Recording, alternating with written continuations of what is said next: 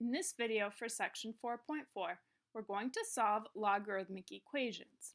To solve a logarithmic equation, we first need to get it so that we have log base b of m equals c. So we have the log by itself on one side. Then we rewrite the logarithm into exponential form.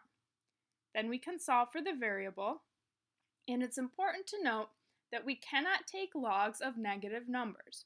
So any solution that would result in taking a log of a negative number is not a solution.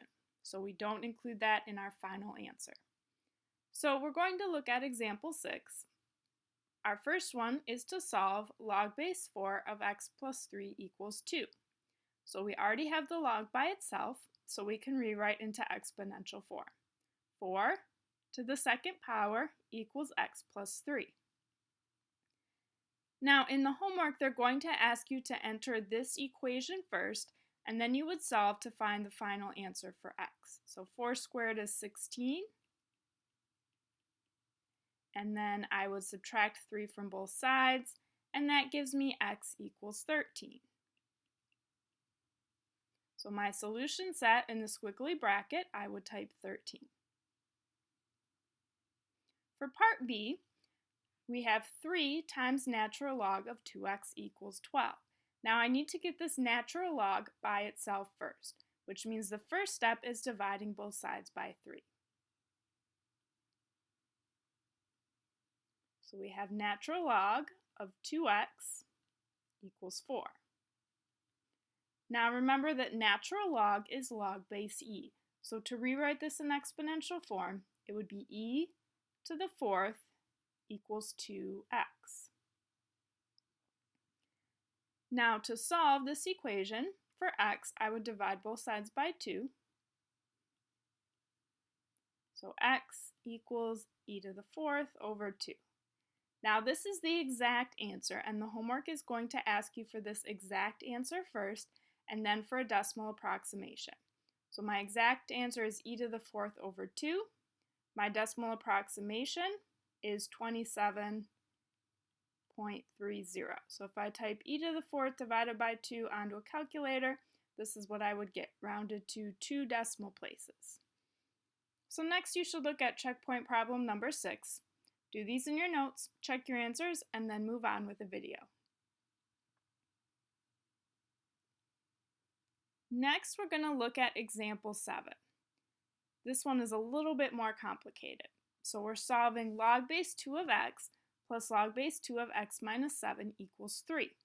Now what I need to do first is combine this into a single logarithm.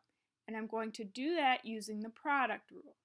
So log base 2, since both are base 2, I can combine them. And if I have two logs that are added together to combine to a single logarithm, these would be multiplied. So it's going to be x times x minus 7 equals 3. Now that I have this down to a single logarithm, I can rewrite into exponential form. 2 to the 3rd equals x times x minus 7. And now this is the equation that I'm going to solve. So from here, this is review of solving quadratic functions. Because when I distribute this x, I get x squared minus 7x. Now I'm going to set one side equal to 0 and solve using factoring. Hopefully I get something that can be factored. So move the 8 over. Now I'm looking for two numbers that multiply to negative 8 and add to negative 7. Well, that would be minus 8 and plus 1. Set each factor equal to 0 and solve. And we get x equals 8 and x equals negative 1. Now, it's important that I check these solutions to see if they are actually solutions. So looking up here, I can plug in 8 for x, and that gives me log base 2 of 8 plus log base 2 of 8 minus 7, which is positive 1. So both of these are positive, so that one works. X equals 8 is okay. Looking at -1, well, I don't really need to go very far before I see that plugging in -1 results in taking the log of a negative number. So -1 does not work. So my only solution here would be 8. So that's a good review of solving quadratic equations using factoring as part of that problem. So next you should look at checkpoint number 7, do this in your notes, check your answer, and then move on to the homework.